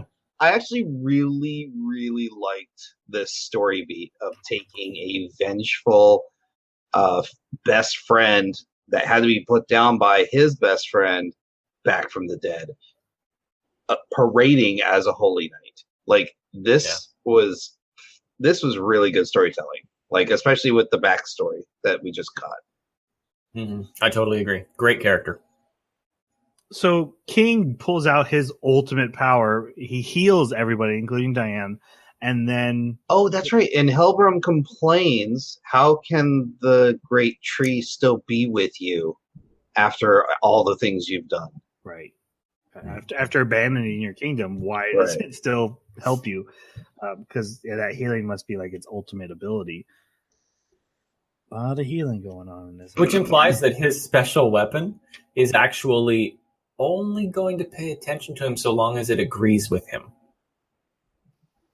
That's kind of weird. It's like the Force. Yeah. I don't know. By what definition? Yeah. Let's not go there. We jump back to the Hendricks. Right. After King wins, we can jump back to... And it's a very sad moment, just so you know. Hendricks and Arthur are still fighting, and Meliodas jumps in. And then we get the Gilthunder shows up because Vivian brings him over. And it's Gilthunder and Hendrickson versus Arthur and Meliodas. And we get flashbacks to Meliodas training Gilthunder. And I was waiting for this episode from the first episode. And you guys had talked about Gilthunder. You're like, something's not right with him. I don't like him. Nothing's quite adding up. And I want to get back to that, but I do want to hear your guys' thoughts on Gilthunder. Then we find out Gilthunder's a good guy. I was nearly jumping out of my seat on the bus when I saw this episode. Because, okay, so to be fair, since episode 14, I kept noticing this. They would keep the camera on this lizard on the wall. It would happen time and time and time again. I'm like, what's going on? Is that like a person, or like is that someone spying on them? Like, what's going on? None of us noticed the crow. No, I had no idea. I did. I saw the crow, and that was weird. Yeah. Oh, okay. In the White Forest, the crow had been there, and we forgot. I remember seeing it and always being like, Hendrickson's? Yes, that's what I thought it was. I thought it was a Hendrickson familiar. Okay. Yeah. So, when it was an odd fight at first because Meliodas was just kind of taking it and like dodging and like maneuvering, and then he's like, "There it is," and he murders both of them at the same time. Well, didn't he actually just kill the? Yeah, he kills the lizard. He kills the lizard because Gilthunder does it when he takes Hendrickson down. That's when the crow dies. That's because I remember I was typing. I was like, "He got that stinking bird." Thank you. He finally, and I didn't even realize like what that meant at the point. I was like, he finished Hendrickson off so hard that it killed his familiar. You know, like to get this rush of story of Gilthunder's been a good guy parading as a bad guy this whole time. He can now kind of let loose, and then when he lets loose on Henderson, it feels so good. Like this was a great story payoff. It's the flashbacks are what do it for me. like I said, I knew this was coming. I've known this the whole time we've been watching this. The flashback of little Gil being Meliodas tells him he's leaving, and Gil's like, how can I do this? How can I protect this princess? I'm not as strong as my dad. I'm not as strong as you. What am I supposed to do? And Meliodas, this the kind of thing you would tell a little kid when things are bad and you have no help. You say, I'm stronger than all the 7 deadly sins. Like, that's what a little kid should say. Like, get yourself pumped up. But he's been saying it to Meliodas since their first fight. Like, I am stronger than 7, which is what a villain would say.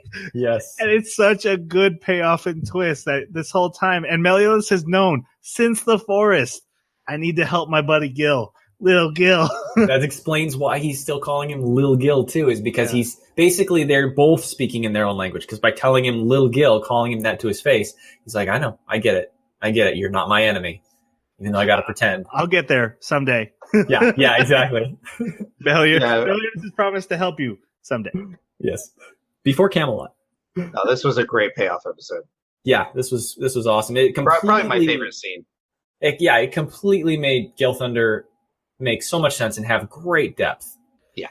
So now to come to the question, because when we watched the first part, we got to the episode with the beer thing, and I'm watching it and I'm like, wait, I know you're a good guy. Why are you being such a D-bag? Yeah.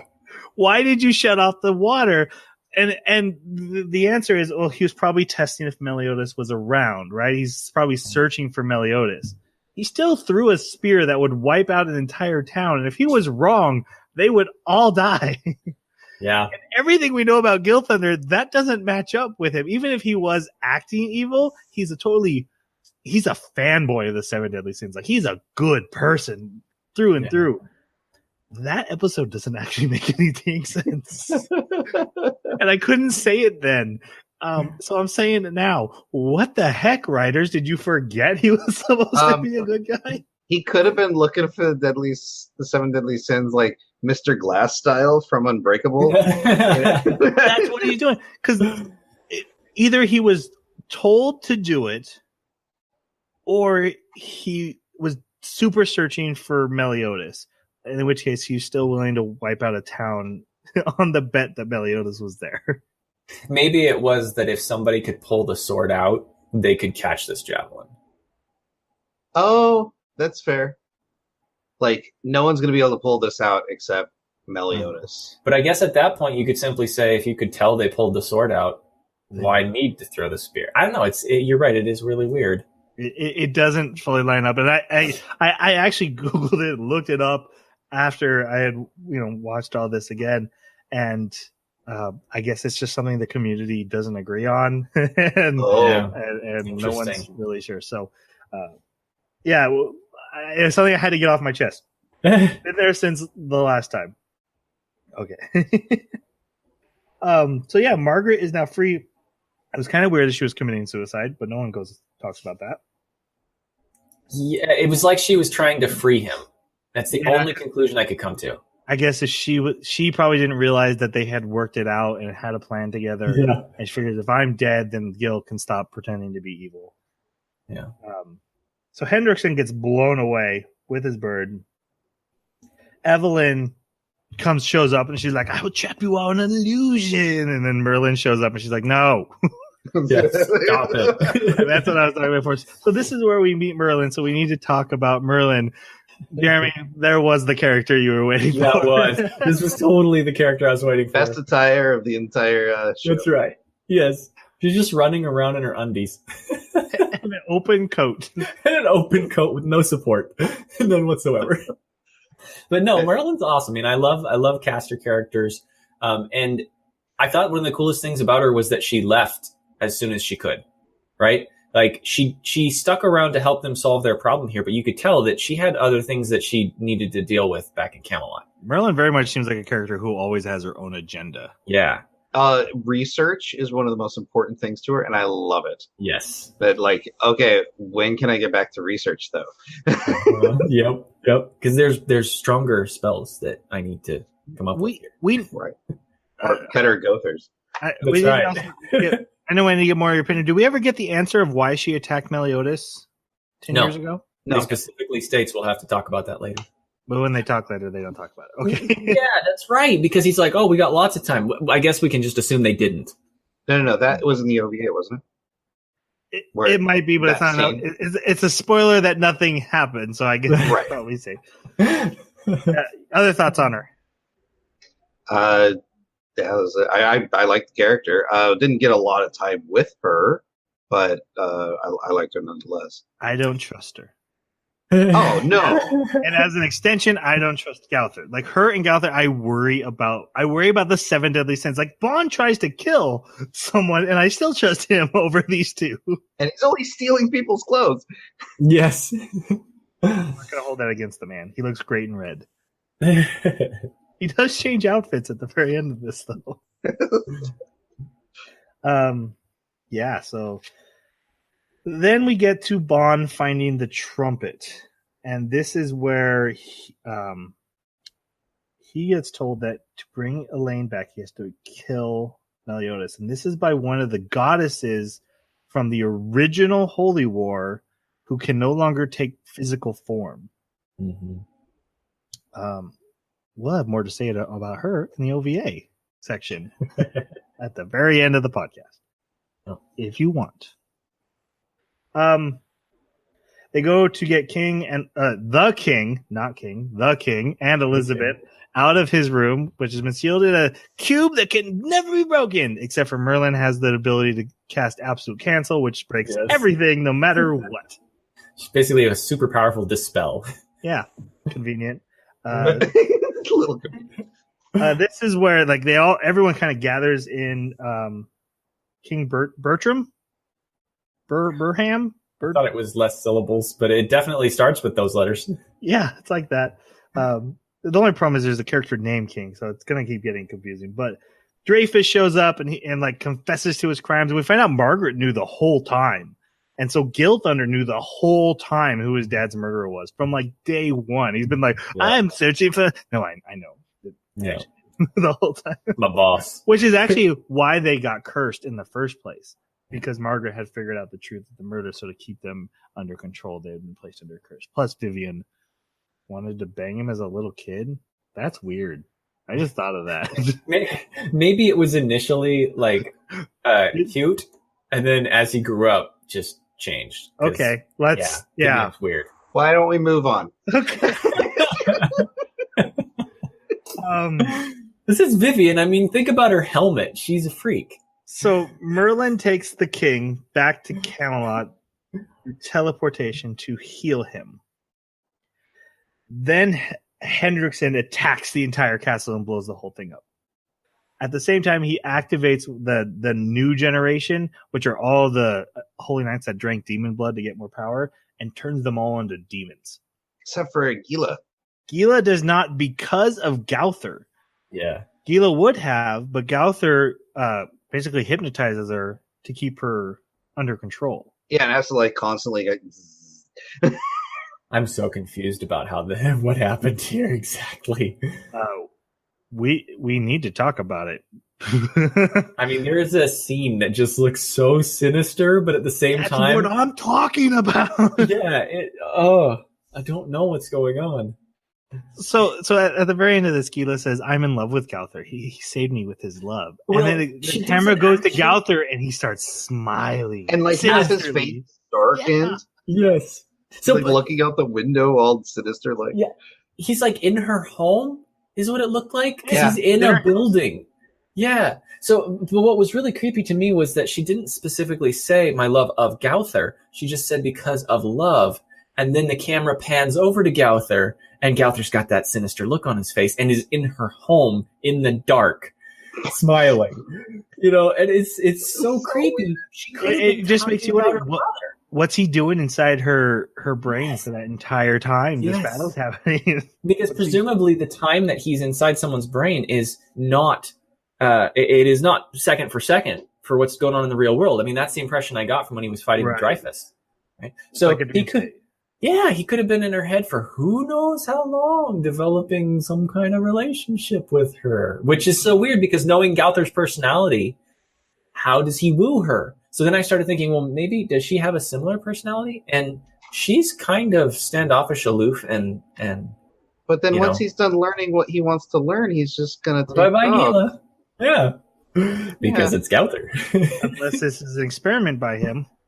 Yeah, which is possible. And I mean, we know that he can I think shift he's too. experimenting on her brain. I think what was interesting Yeah. about this whole scene, though, back to the new generation, was they were like, "Oh, well, we killed Gila's dad, and now we know how to basically extract the leech and not hurt them." So they just start. Oh no, that's right. Super The other Holy Knight group came and took over for him, right? Well, that happens a little bit. First Jericho, and she turns into a demon. She attacks Diane. She eventually attacks her own brother and like starts crushing him. And I was like, That was "Oh, good. a real fatality!" No, Yeah. Again. And then guess who she's naked in front of once again? Hey, that was perfect. That was So, yeah, perfect. I like that.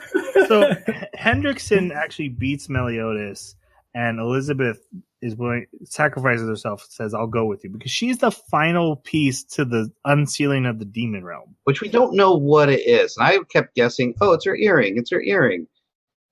So did we mention that when That Gil Thunder defeated Hendrickson, we all thought he was dead. He actually came back with like swirling patterns looking like Meliodas in his berserker form. Right. So now he's covered in the demon markings too, and he's ripped. Like one thing about Seven Deadly Sins, the muscles are drawn very well. Like compared to some, like Hunter x Hunter, everyone's skinny as a brick. Yeah, they are. Yeah, but Bond is just always ripped. No, they mentioned that they need, like later on, they mentioned they need her blood, but like till that point, they never mentioned what it was about Elizabeth that they needed from her. Right. Yeah, So I just assumed it was her earring. Also, Helbram comes back and attacks King again, and they're like, "Wait, I just killed you," and he's like, "Yeah, you've killed him twice now, and I've brought him back to life as an undead corpse both times, and every time I do, he loses his soul. So now he's just a mindless zombie attacking you. And unfortunately, this is the last time I can bring him back. So King has to murder his best friend again right away. And his best friend seems lucid enough to beg for death. Yes, he's like, "Kill me while I'm still your friend. Kill me while I still remember you." And it's Yeah, that was a rough scene. And all then, of that revelation for King all at once. And then Meliodas loses an arm to Bond, who's like, "Hi, Captain. I kill you." Yeah. Meliodas actually surrenders. Is like, "Yep, that's what I can do for my friend." And then he punches him in the face. He's like, "Yeah, but not right now. Yeah, I have to save people." And he orders Bond to help. Really interesting interaction between Bond and Hawk here, where Bond, there's a word, the words he says is, because Hawk's yelling at him like, "You don't do this, it's stupid. You don't even know if you can trust that stupid trumpet." And Bond says, "If you don't like it, just kill me already." And I thought that was interesting because I don't think it's insincere. That if someone could murder Bond, he would be satisfied with the situation, because then at least he wouldn't have this burden on him anymore, and the immortality would end, and he could still be with Elaine, and that would be a perfectly happy solution for him. Mm-hmm. But I thought that was a really cool peek into his duress at this moment, because he's playing it off like, "I'm gonna kill you, Captain. I just gotta do it." And yelling at Hawk, and then there's this like little wording that he uses to be like, "Oh man, this is a tortured soul right here." Mm-hmm. Also, I think what lends a little credence to him wanting to kill Meliodas, justifying, and which I wish they would have got into more. He's like, "Captain, I gotta ask you about your demon blood." Yeah. And they never explore it. Yep. Like, Yep. Hendrickson kills Dreyfus in a battle, melts him away. Apparently, we'll get to that for now later. Hawk carries a sleeping Meliodas to the battle, and then the Seven Deadly Sins save Elizabeth and start battling Hendrickson. There's a great moment where Bond gets punched through a wall and sees the demon he murdered. That's awesome. And pops out and goes, "Hendy." Yes. Ask you a question. And then just starts beating the crap out of him. That was so awesome. I looked for a GIF of that. I must have looked for like a half an hour to find a GIF of him saying "Handy" and then the nunchucks.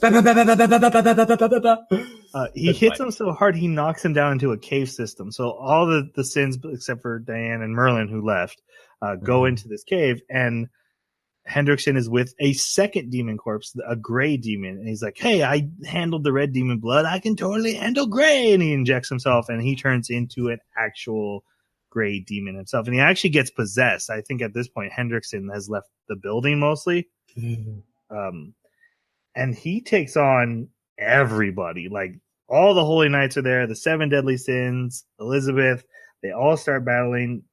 He brings like black snowflakes that they touch you instantly die, and we just see a couple random red shirts go. Exactly.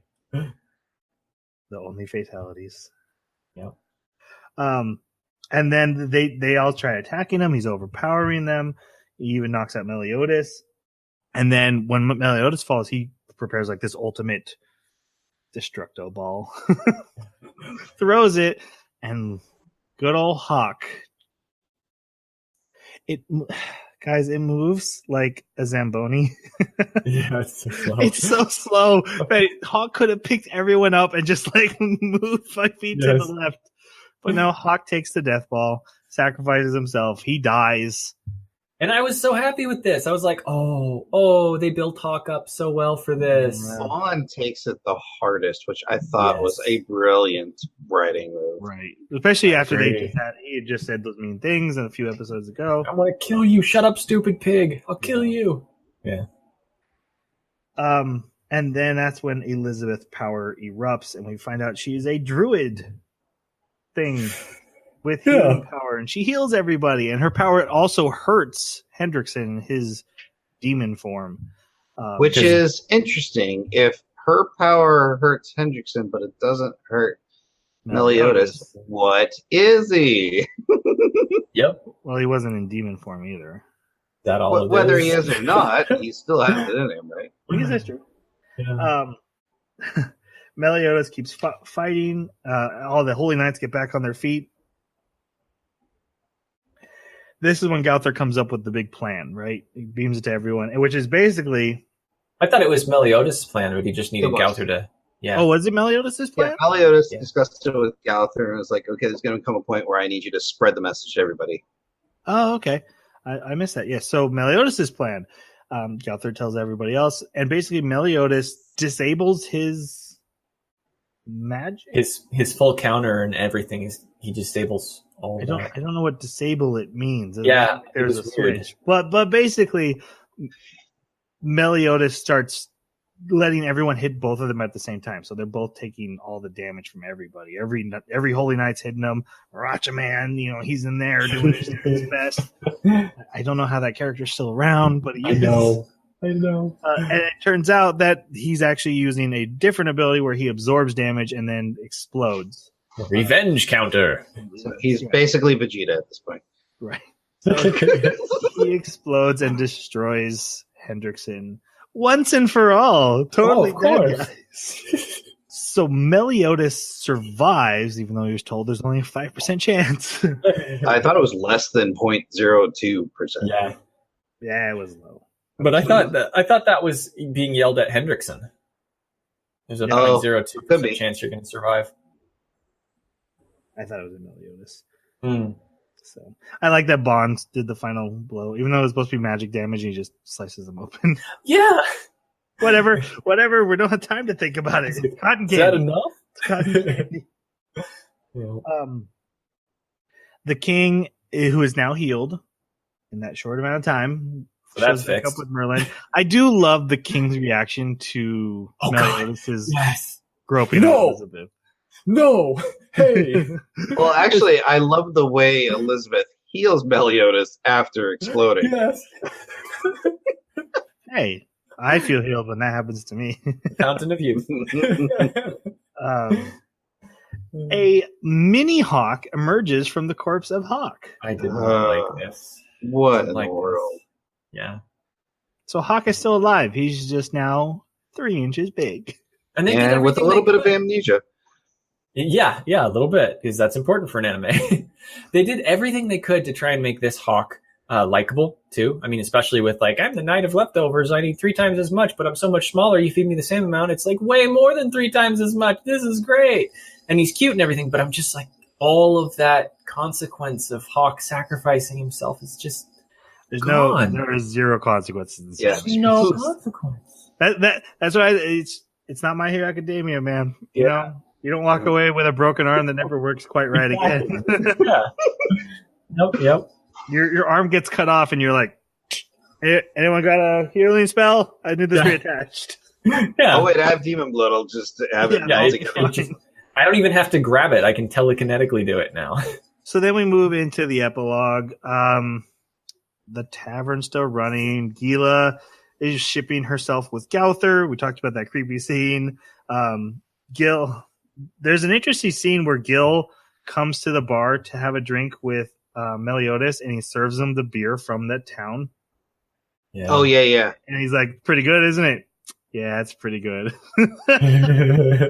I did like how Gil was like, "Hey, I need to go make amends." Yeah, Gil I like that too. Wants to travel, but still gets to kiss his girlfriend for like probably the first time ever.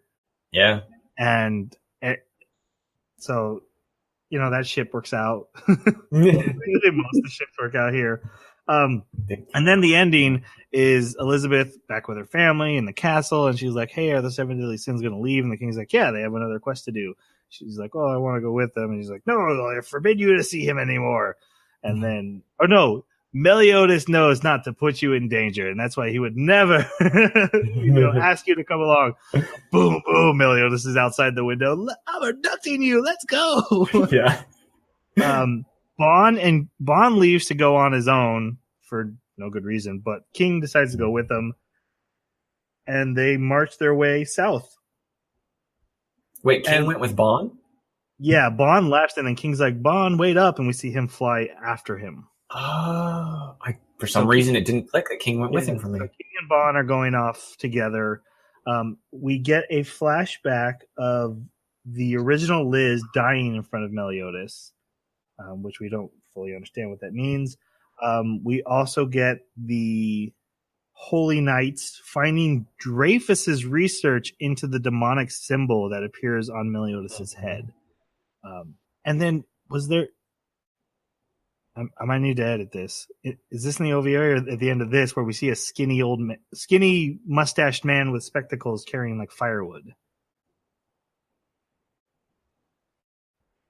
I can't remember if it was the OVA or this. I don't remember that scene. It's in the after credits. Oh, it's episode 4 of the OVA. Try edit that. Okay, and that actually wraps it up. We are going to discuss the OVA after we say goodbye. So if you don't want to hear about the OVA or you haven't watched it, you can turn us off when you hear the sayonara. But if you did watch it or don't care, we will have an extra couple minutes. We're not going over plot and stuff. We're just going to share some thoughts and feelings. Lots of feelings. Hugs will be shared. No. But let's review this anime. Jeremy, you picked it. You give us your review first. So even with the qualms that I have with it, of the lack of consequence, and it really is popcorny, I still enjoyed it so much. And where they did execute on character development and on making interesting decisions with characters, I think they did a great job with it. I was really debating between 4 and 5 on this one, because at the level of enjoyment I was having, I kind of want to give it a 5, but I just can't quite push it over that hump. So it's very, very high 4 for me. Okay, Jason, how about you? It's a 4 for me as well. As a whole, this season or this side, I'd also go with 4. Like I said, the way they're able to weave those story threads and the story beats, not only hit, they also paid off really well. I did not like the lack of consequences, and I was a little unsatisfied with some of the character development. And obviously there was a lot more characters I would have liked to get to know more. So I'm definitely on board for another season if that ever comes. Like I said before, I don't think this is a perfect... It's not My Hero Academia, but man, I enjoy myself when I watch this both times. I'm looking forward to the next season. And that's what matters to me most. Even with, I can complain and whine about the little stuff all day long. I have fun watching this anime, so it's a 4 for me. So that's my review. Our next anime is going to be Megalobox. This is a 12-episode anime about boxing in the future with mechanical robot arms and a guy who loses fights for money, deciding to try to make a go at the champ. It's it's had a lot of people talking about it when it aired. What really draws me in, it's got a 90s art style for anime. It looks very much like Cowboy Bebop in the way it's drawn, and I'm really into that. Like it just kind of it hits a nostalgia button for me. So we'll see. It's not officially a sports anime. Okay, maybe a sports anime. We'll see. I can't wait. Yay. If you have any thoughts on the 7 Deadly Sins or on the upcoming Megalobox, please, not Megalobox. You know what I mean. Share them on our Twitter at Baka Podcast, or email the animebakaclub@gmail.com. This podcast episode has not been our finest work. Production value has been completely on me, and I apologize for that. We have struggled to get through. Those days happen. I hope you had a good time. Let's say goodbye, and for those staying around, we'll talk about the OVA in a minute. Thank you very much for listening. We'll see you next time. Sayonara. Okay, are they gone? It's just us. All right, let's Just us. guys, the OVA. You guys kept stealing spoilers that I had to edit out the rest of the episode. So the first one I called The Search for Pork because I loved how the Holy Knights called Hawk Pork instead. Thoughts on that one?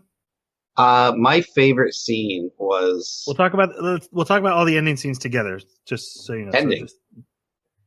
There was a after credit scene or ending scene that. Oh, because each of those had like their own storyline they were following. There's a little story arc about Dreyfus. Yeah. At the end. We'll cover those separate. I just want to talk about the main episodes for now. No, Hauser. No. My favorite scene was with Hauser in this episode, because what was it? You can do anything. Whoever catches Hawk Can ask for any one thing. Yeah, right. So Hauser goes to use one of his wind abilities, but then Hawk somehow increases the velocity of the wind and then makes it into attack. They hit Hauser. I'll have to say, it was silly. Definitely not of the caliber of the main season, but it's definitely a feel-good episode. Yeah, I didn't know what to expect when I started watching this. I thought, oh man, this is cool. We're going to get like 4 episodes of a tidbit of what's going to happen in the next season. And so I went into it expecting something more serious. And with the first episode, I was just sitting there looking at it. I had moments where I was enjoying it and laughing, but overall I was like, why did they do this? Why are they wasting my time? Plus, they're literally wasting your time because the next season's not ready. yes, and that's why I was like, this is filler. And then Diana is small the whole time; she's regular person size. And part of what makes her so enamored, makes me so enamored to her, is that she's a giant. Yeah, it made sense why she would want to be. It just bugged me that now Merlin's here, I just automatically can be whatever size I want. Yeah. The best part from The Search for Pork that I liked was when Gil Thunder and Meliodas were looking, and he picks up Elizabeth onto his shoulders and then starts shaking. Yes. And she's like squealing, like, "No, let me down, and she's like, "Meliodas, please put me down." Oh, forgot you were there. Yeah, I like that. Also, there's the best scene of this was Meliodas talking to the horn. This is actually where we find out Meliodas is thousands of years old. Mm-hmm. Really hope that wasn't why I knew that last time we recorded. All these actually happened before the ending scene of the regular episodes, before they left on their next journey, which I didn't know the first time I watched this because it had been so long, and I thought this was just a full-on sequel, but it is actually a little bit beforehand. And then the second episode, we get the second battle tournament basically happening, which is really just Bond and Meliodas having another fight. Yeah, big rematch. Big rematch. King also gets to have another fight and has the same results. Yep. I kind of thought like when they did that with King, I was like, no, don't retell the same joke. Don't retell. Oh, they did. They retold. You know, I gotta say, Hauser's arms, man. Guy's impressive. Guy's got guns. Yep. Thoughts on Ban Meliodas' fight?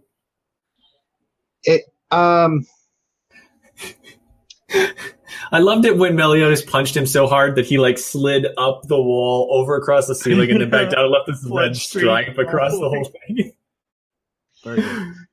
I think what was interesting about it is it had that dark tone of Vaughn is really trying to kill him because that's what he's set out to do. But because of what I saw in this season, I knew no one was dying.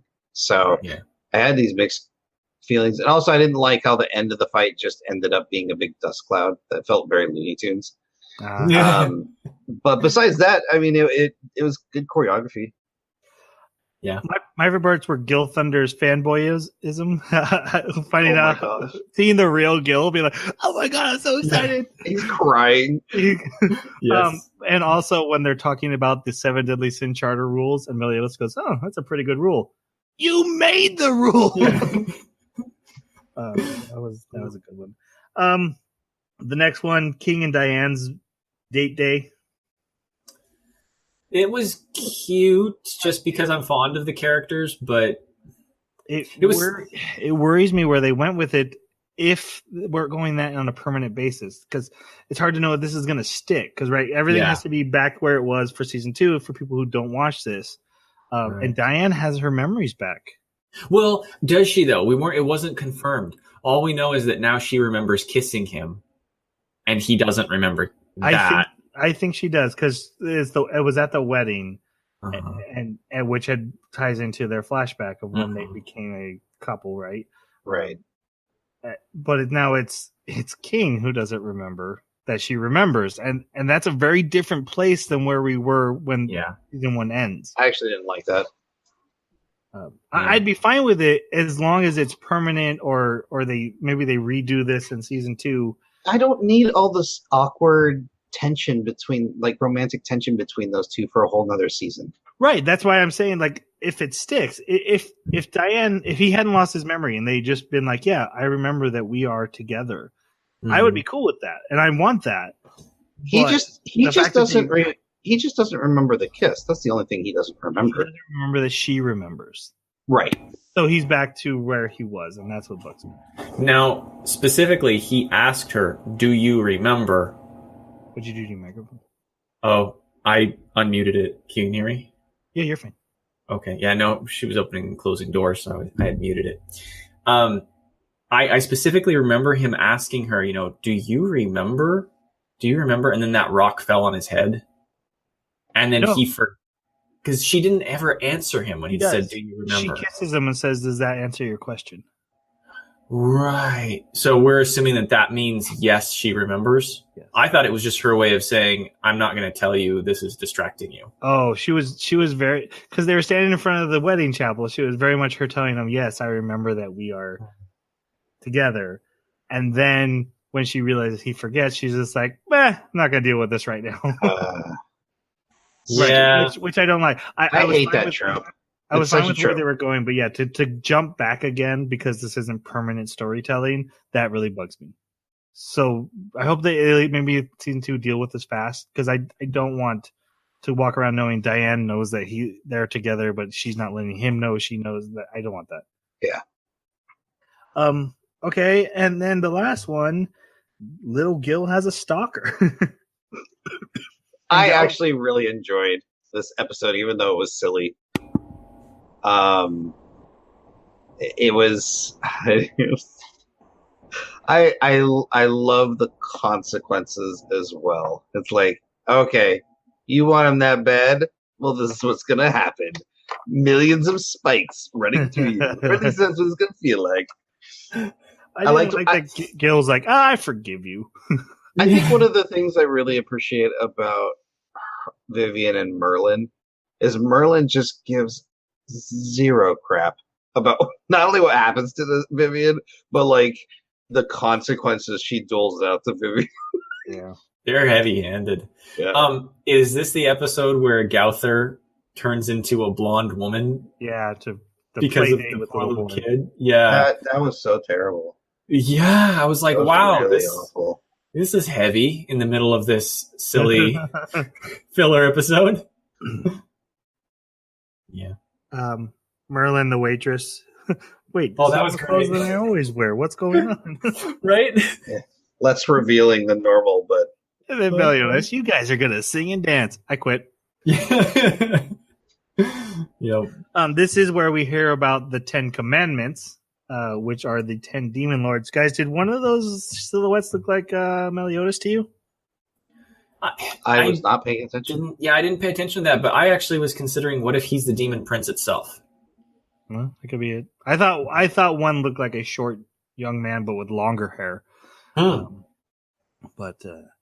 it was Inuyasha, the guy on the other Holy Knight team that was executioners. God, he was such an Inuyasha. Then we also see a little frail man with glasses and a mustache with brown hair. I'm 1,000% sure that's the seventh sin, because they did very similar teases with Gauther. That's true. Like just having him kind of show up for a scene for no reason. Like, hey, here's a random human who's walking by. Okay, anime, I guess, if you say so. And then later, you remember that guy? He was a sin the whole time. There is one, if you guys notice in the intro, the armors went away on the characters when they're standing on the cliff in their silhouettes. They took off the armors of the characters. So like Merlin was in her armor until we met Merlin, and then Merlin's armor came off and we saw Merlin in the same spot. The seventh sin is still not there. He's still in his armor. I actually really like that they have not introduced the seventh sin to us. Yeah, I thought that was interesting to not go all in on all 7 characters at once. Okay, then the last thing to talk about is the Dreyfus and Hendrickson little plot line going on. A couple things. One, the Hendrickson like flying arm thing. I can buy that. I don't like it, but okay. They set it up. They set it up in the anime too, though. The bird thing that was flying away. Fine. The Dreyfus thing really upset me, and I was just like, why? It was fine the way it was, but now you need to bring back this guy. Why? Meaning Dreyfus, literally, demon. No one died except for the red shirts. Okay.